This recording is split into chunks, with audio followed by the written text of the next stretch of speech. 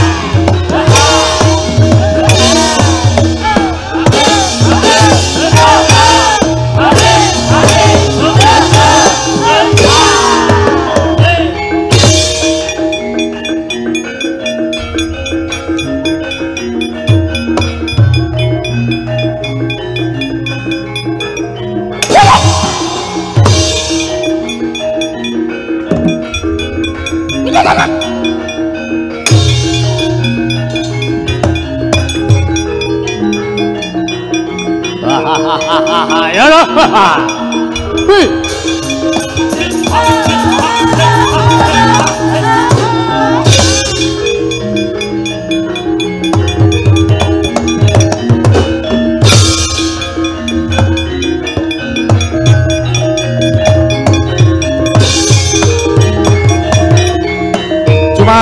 Anggro sumber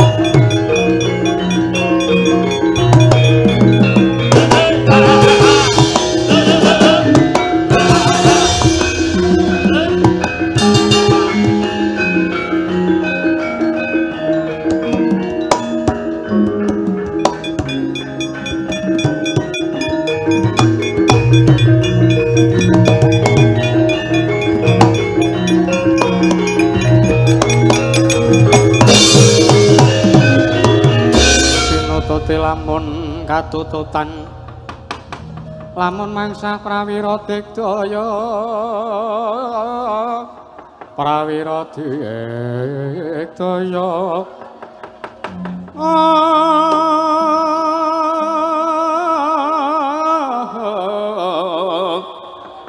prananggana magawe krawira wang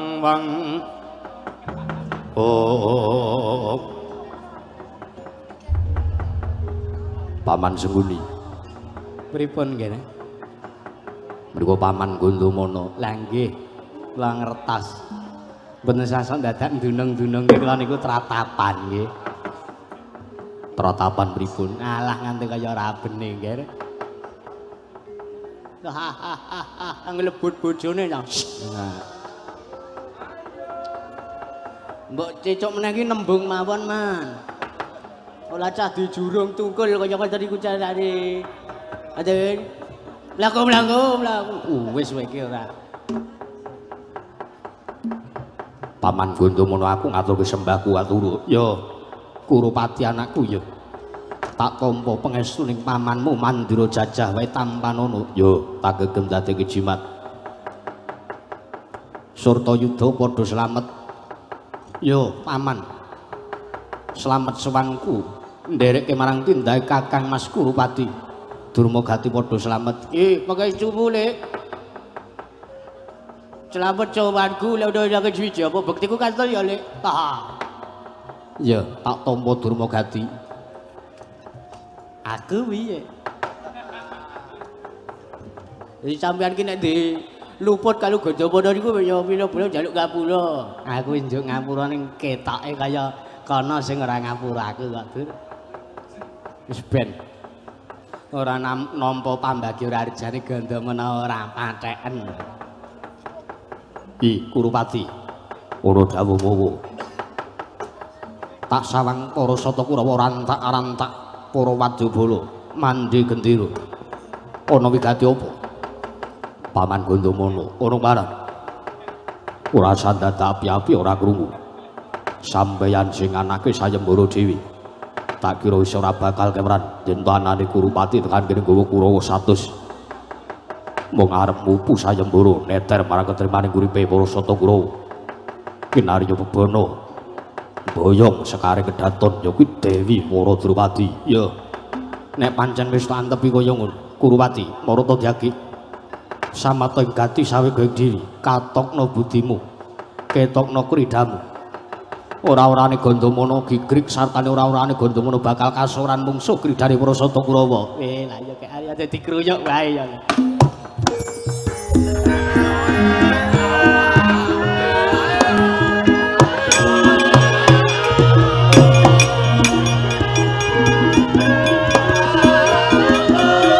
Hati-hati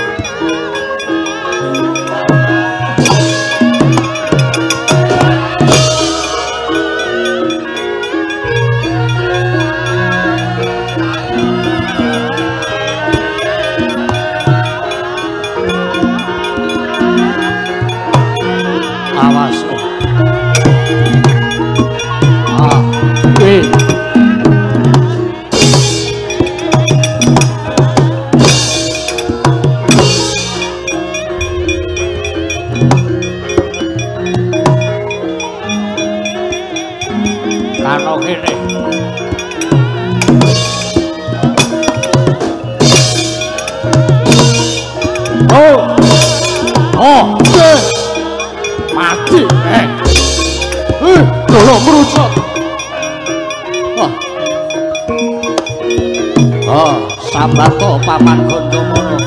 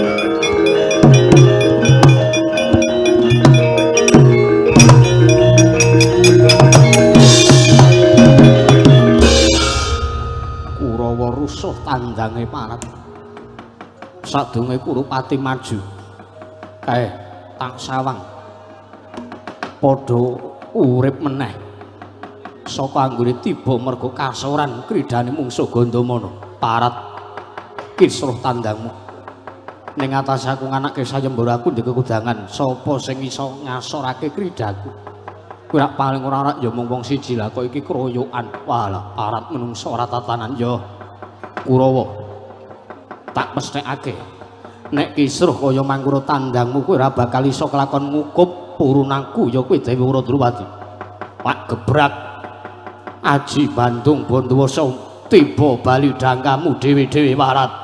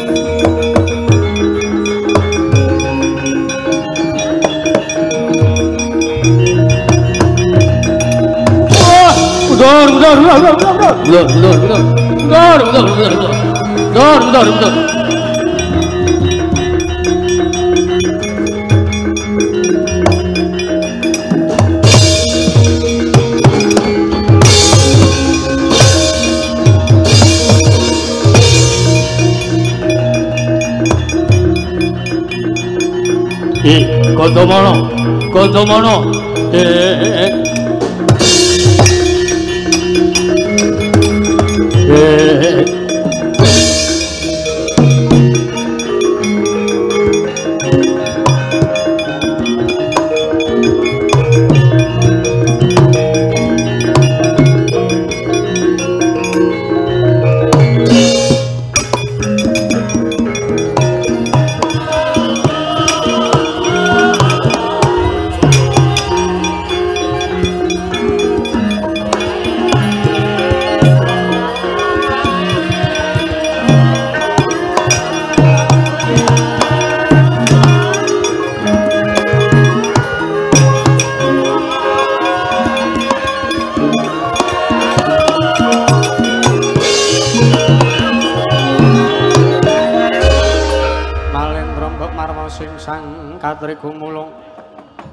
Katri gumulung mangremaing wadya Karadagara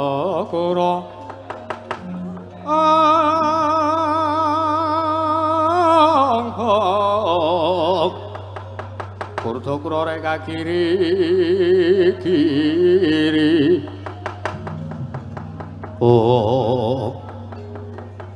nyadong dawuh Kanjeng Kaka Prabu Drupada ing Pancala Gandamana kula wonten paring dawuh Kaka Prabu walah kusik nek kaya ngene carane tandangmu ngamut-amut barisan kaya ngono kuwi wah ora wurung ora mung malah bakal gawe kucemas maning nalendring Pancala Radya lho nuwun sewu tandang kula ingkang katon lekas kula ingkang kados menika kula wau teka badhe damel kucemas manipun Gusti kula ing Pancala menika liripun kados pundi kusik to kowe iki nayaka lho kowe iki nayakaning Praja Negara Pancala kok cak-cakanmu kaya preman brangasan kowe nuwun sewu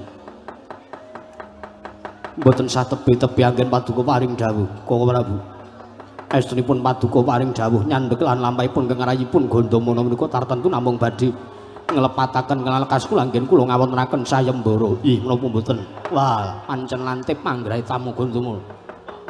Yo, yakin aku ki bingung. Aku ki bingung. Ingsun iki ora bisa metani sejatine anane Gandamana nganekke sayembara kuwi. Gegayuhan lan ancasmu ingkang mbok gayuh kuwi apa? Nyun mangapunten kula namung badhe nyembut dhumateng kawibawanipun Nalendring Pancala. Awit nuwun sewu. Menawi sakmangke kasembadan purunan kula. Inggih. Pun Dewi Waradrupadi nggih ingkang putra pun Dewi Panjalu. Mengko menawi kasembadan kawengku dening Jatukrama, kawengku dening tiyang kakung, kamangka tiyang kakung meniku namung tiyang biyeh-biyeh.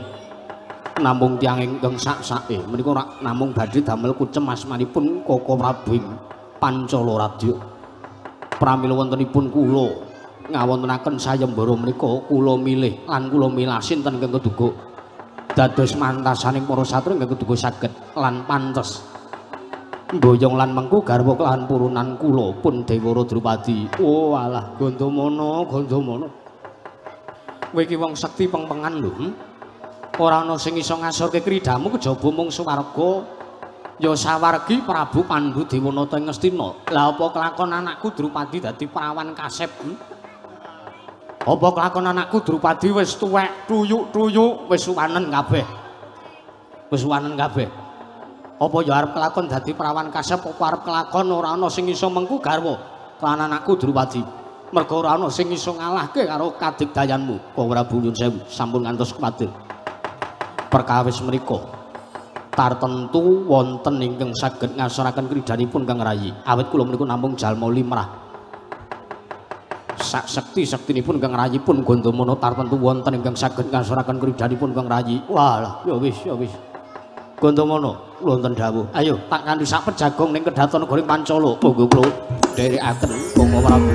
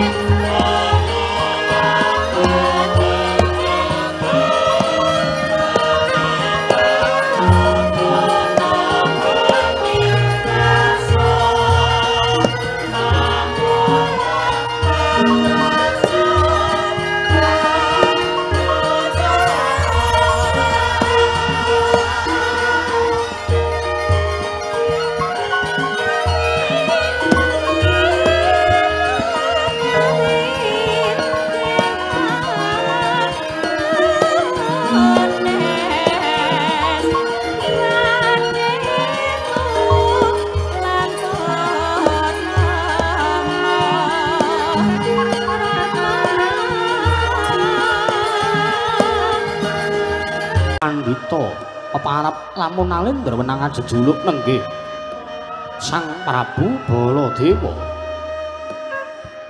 Ya jejuluk Sang Prabu Balarama. Parandening mangke kumesar wonten saklebeting manahira Sang Narayana.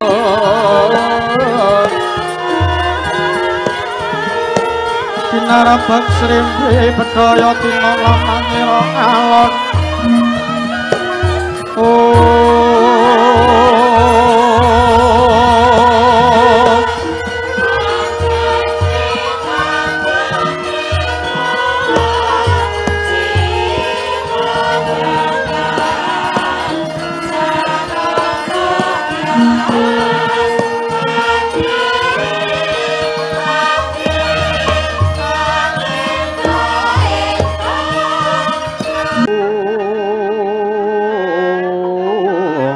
Swaraning karengyawan Ya jagat pangestu Rayau Bathara jagat Patih Indra Jaladewaku. Adikku bocah bagus Narayana. Kula nuwun wonten mangandika dawuh paduka Kanjeng Kaka Prabu Mandura iki Kaka Prabu sembah kula, Kaka Prabu Baladewa. Baladal. Kinandenan kararjan sowan muning Praja Negara Mandura Narayana. Pikantuk berkah pangestu paduka Kanjeng Kaka Prabu. Sowan kula wonten Praja Negara Mandura tebih saking rubeda. Kemareng kula ngaturaken sembah sungkemangan bekti kula kunjuk Kaka Prabu. Yo. Narayana tak tampa. Padmanaba ora pangestunipun Kakang wae Tampanana. Sampun sanget anggen kula pundi. Kakang Udawa padha slamet pratamu ning negara Mandura Kakang.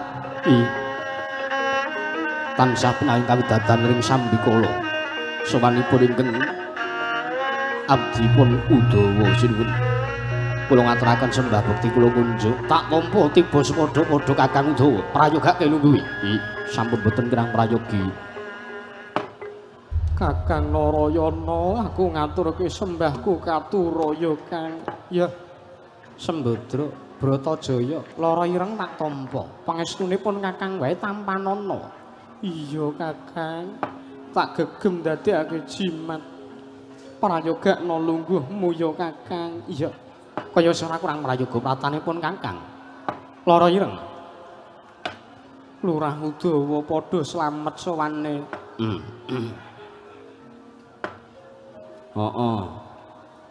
Gusti Ayu nganti lali ora basa aku. Mambu sate enak banget ya. Wong kok sing dipikir ming mangan wae mau sambat mergo ora iso udut. Lho tiyang urip nika paitanipun udut kok. Tiyang urip menika saged dititeni nek wong niku urip mergo udut ngoten lho. Ha nek ora udut niku malah terus pripun ajeng mikir ngono. Ngampet sikik ya Kakang Dawa. Oh nggih. Tak ngambu sate niki mawon. Narayana, kula Kaka Prabu, aja kaget. Siat ditampi jiswane ning Praja Negara Mandura ing ora ana wigati. Aku mung arep ngrembug babakan kahanan Praja Negara Mandura. Kepareng maduka. Narayana, kula wonten dawuh. Ana ing negara Mandura iki Baladewa kang minangka wakil sarta suli ing Sudarma. Mergo ngene. Sak surute Kanjeng Rama Prabu Basudewa pun kakang ingkang lereh utawa lir gumanti keprabone Kanjeng Rama Prabu Basudewa ingkang lereh keprabon. Mula kang mangkono pun kakang dadi wakil sarta suling wong tuwa. Kamangka wakiling wong tuwa kuwi wajib sartane diwenangake manata marang uripe para kadang sartane diwajibake maranata marang gesanging para kawula sak negara Mandura. Lah iki ngene. Sadurunge negara Mandura, kawulane sadurunge padha tak tata luwih dhisik aku arep nata marang uripmu. Gesangipun sinten? Uripmu ki lho. Oh, ingkang rayipun Narayana. Ya. Uripmu arep tak tata, kowe manut ya Narayana. Nuwun sewu. Sedaya pernatan negari Mandura kula menika nderek kemawon waton mboten alise saking angger-anggering kautaman. Wong kolemu aneh kowe kira. Lho, aneh pripun? Sing jeneng pernatan kuwi ora bakal nalisir saka angger-anggering kautaman. Ingkang wigati siadi manut marang apa sing dadi dawuh satane apa sing dadi pernatan niku Praja Negara Mandura. Mesti siadi ora bakal nampa pidana. Oh inggih kula sagah. Nah nek saku saiki negara Mandura arep tak para dadi loro, arep tak sigar separo-separo. Lho. Nuwun sewu. Negara kok badhe dipun sigar sepalih-sepalih menika liripun kados pundi? Ngene. Kowe madheka Nalendra. Kowe madheka Nalendra, ora ning negara kono-kono, ora usah tak bedah negara ngendi-endi. Negara Mandura ingkang separo kuwi nggonen sarta gunakna. Minangka siadi jumeneng nata ning Praja Negara Mandura ingkang separo. Banjur pun Kakang nglungguhi Damparencana kedhaton negara Mandura ingkang separone. Ngono ya Narayana. Jagat Pangestungkara. Gleleng ngono undakane Jagat Pangestungkara. Kaka Prabu. Iya. Nuwun sewu. Menawi kula kadhawan kados mekaten nuwun sewu mboten kateges kula mbadal. Dateng dawuhipun Kaka Prabu ing Mandura kula mboten sagah. Lho ora sagah piye? Kowe karo tak moktek karo tak kepenak uripmu lha kok ora sago ki piye? Apa iki arep urip ngrekoso terus? Mergo aku napa kabaran? Wis akeh banget wong sing ngandhake ning Baladewa. Bab perkara kowe lehmu beling. Ngaku saiki. Mudar konangan ora. Konangan ya wis ngkari ngaku. Inggih kula beling. Kowe kulino begal, kowe kulino ngecu, kowe kulino maling. Iya. Kulino mlaku-mlaku. Wis. Kurawa karo Udawa kok padha wae lho. Nuwun sewu kula sampun tau tate matur kelawan padukan Joko Prabu Baladewa. Bilih anggen kula maling menika mboten saking pikajengan kula piyambak, teges bondo ingkang kula maling menika mboten kula ginakaken piyambak. Nanging kula ginakaken minangka gesangipun para kawula ingkang sami keserakat gesangipun lan ingkang kula maling menika tiyang-tiyang ingkang boten purun dana weweh marang sak kiwa tengene marang tangga teparone. Aku ngerti yen to caramu kaya ngono kuwi niatmu bener ning caramu sing ora bener. Ayo ngaku mawon. Ngaku mawon kon leren-leren mawon. Kowe meneng mbangane tak sotrut wetengmu lho kowe. Weteng leh wong ngene mah disotro ki arepe piye. Iya, menawi kula kadhawan leren kula badhe leren. Nah, ngono. Iki lajeng samangke kula kadhawan menapa? Iki ngene.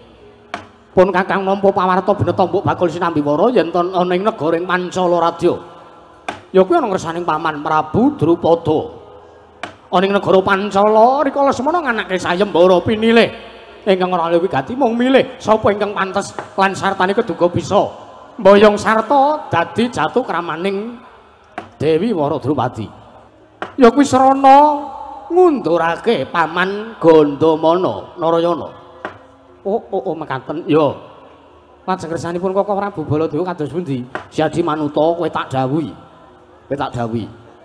Kowe geluta karo Paman Gandamana. Nek kasempatan kowe ngalahke karo Paman Gandamana, mengko Drupadi kukupen. Lho, nuwun sewu Koko Prabu. Iya. Menawi kula pun kemarangaken majeng anggen kula sowan parengaken menapa mboten? Yo, tak semanggake Narayana.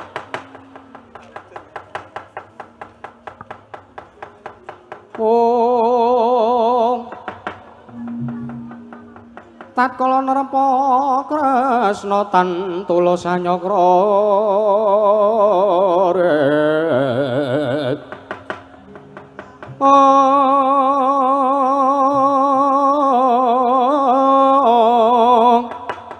Sanyakra sang Janawisu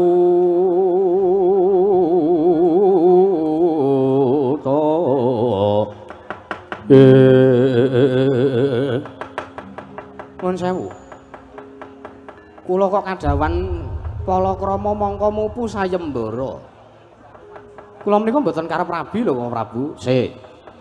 Kowe mung tak dawuhi supaya rabi karo Drupadi. Merga wong arep madeg Nalendra kuwi syaraté siji palakrama. Iki kula mangertos. Iya. Nalendra tesih Jaka menika mboten wonten cariyosipun. Utawi Nalendra kok Dudha menika mboten wonten cariyosipun. Kula mangertos. Menawi paduka paring dawuh menika kula kinen madeg Nalendra srana kula kinen dawuh palakrama langkung rumiyin rak nggih ngaten to? Ya. Lan nuwun sewu sing karep lan kepengin kula dawuh kalian para Drupadi sinten? Aku. Pun Kakang. Ingkang dawuh kula kinen mupu sayembara sinten? Pun Kakang. Ingsun Arata Mandura.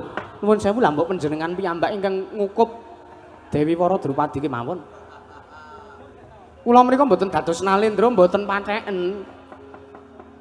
Kula urip kula mbeling, urip kula nakal. Kula senengane mbegal ngecu, maling lan sak manunggalipun. Kula menika sampun remen lho Kang Prabu. Lah nek kowe iki anak ratu mboyo paling ora ana wibawane. Nuwun sewu. Menawi kula mboten karep rabi, mboten saged pun peksa. Narayana, kula wonten dawuh. Nek siade ora mantun marang apa sing dadi wernatanipun Kakang apa kelakon? Kowe metu kaya ora tak anggap nek Kadang Nata ing Mandura. Lho, mboten pun anggap Kadang Nata mboten napa-napa. Iya to Kakang Udawa. Lah mbuh, lho. Karo aku kok ora kompak. Ora entuk udut kok. Aku memeng nek kon kompak. Lah ora entuk udut. Apa kelakon ana wiyaga kok ora amet-amet babar blas. Aku mbedhuk engko nek putih cangkemku piye. Anggepe apa ora? Kula mboten purun kok Prabu. Kula mboten saged menawi kula kadawan jawab kalian pun Wara Drupadi. Walah, parat menungso ora tatana. Apa kelakon kowe? Tak tundung minggat saka Prajanegara Mandura. Yen ora mung saka kuwi. Kejaba kowe tak tundung minggat saka Prajanegara Mandura, kowe bakal tak sia-sia uripmu kuwi. Bakal nampa pahukuman saka Prajanegara Mandura senajan to kowe ora dadi peranganing kawula negara Mandura. Kakang, mbok yo manut wae to, Kakang. Rabi iki penak apa to rekasane wong rabi wis meneng wae kowe. Bocah ora ngerti ukara. Meneng wae kowe, Bratajaya. Nah, bener iki sing diaturke Bratajaya iki. Bener apa sing dadi ature lara ireng wong rabi iki penak lho Narayana. Nggih. Rabi niku mengkari regetek. Terus munggah jlingkrik. Ora aneh-aneh lho kowe ora. Nuwun sewu kula panipaksa mboten sagah Kang Prabu. Alah, menungso ora tatan manus maning jajalan. Narayana, wonten dawuh. Ya wis ora apa-apa nek si Adi ora sago ora apa-apa. Aku ora arep nesu karo kowe. Aku ora arep nundung karo kowe. Ning rakyat prayogane neter marang ketrimaning uripipun Kakang lan uripe si Adi. Keparengipun ayo gage tak kanthi budal. Oleh Prajanegara Mancala Radya mengko pun Kakang bakal mupu sayembara sartane si Adi kudu kelakon boyong marang Dewara Drupadi. Monggo nderekaken kemawon Kang Prabu.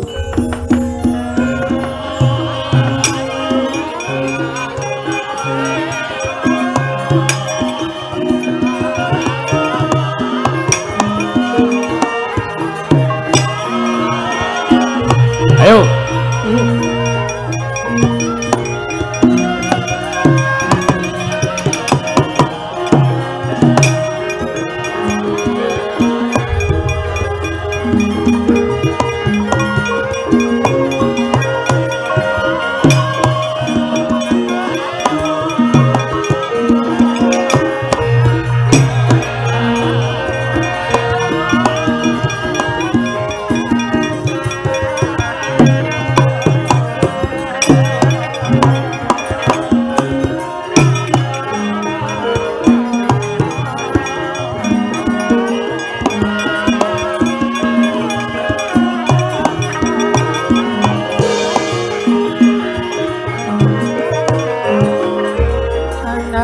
Sutama Gusti Ong sasangga kasongan surya prabanya sumungsung keswa Ong